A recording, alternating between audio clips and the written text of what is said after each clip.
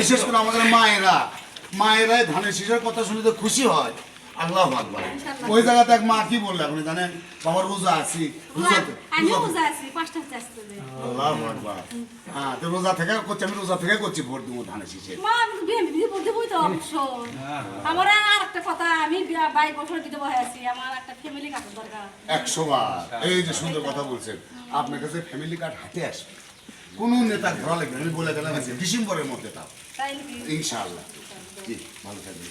আপনার ওনার শাশুড়ি আলহামদুলিল্লাহ ভালো লাগে। অবশ্যই এটার সাথেই না ইনশাআল্লাহ। বৌমাকে কবেন ইনশাআল্লাহ। সবাই মিলে যা পাড়ার একটু সবাইকে নিয়ে সকাল সকাল আনন্দ করে ভোট দিয়ে আসবেন এইবার।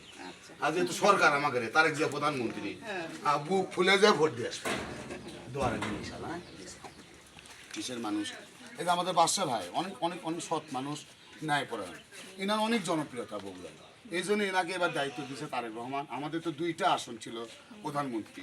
আমরা বলছিলাম প্রথমে যে আপনারা ভোট দিলে দেশের প্রধানমন্ত্রী হবে তারেক জিয়া, এই বগুড়ার সন্তান প্রধানমন্ত্রী হয়েছে। ঢাকার আসনটা রাখা দিছে, আর বগুড়ার আসনটা এই যে আমাদের বিশ্বস্ত মানুষ, একদম পরীক্ষিত ছাত্রদল করে উনি এত বড় হয়েছে, সেই মানুষকে এবার নমিনেশন দেওয়া হয়েছে, মনোনয়ন যাকে বলে।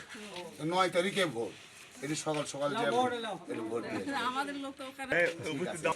আপনি হচ্ছে যে পাড়ার যে মহিলাগুলো আছে, এই মহিলাগুলোকে একটু সকাল সকাল আপনি বের হবেন, বের হয়ে একটু দায়িত্ববোধের থেকে চলো ভোট দিয়ে আসি, চলো ভোট দিয়ে আসি, এইভাবে একটু দল বেঁধে নিয়ে যে ভোটটা দিয়ে আসবেন সকাল সকাল। জি, আসসালামু আলাইকুম।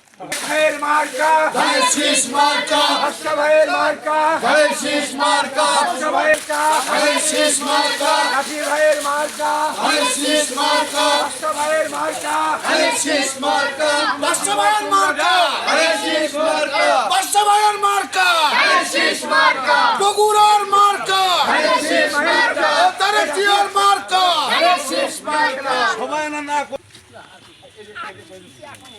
এখনো ধানের শীষ অনেক সুন্দর কথা বলছে। ভিতরে যায় না, হ্যাঁ, ওই যে মতি ভাই আসছে, তারপরে আমিনুর আসছে, আমাদের রাফি তো নেতা, তোমার মানিকের এই যে মেম্বার সাহেব টুকু ভাই, মতি ভাই, আমিনুর যে সুনাম, এটা তো ইনার শিক্ষার জন্যই হচ্ছে ইনশাআল্লাহ।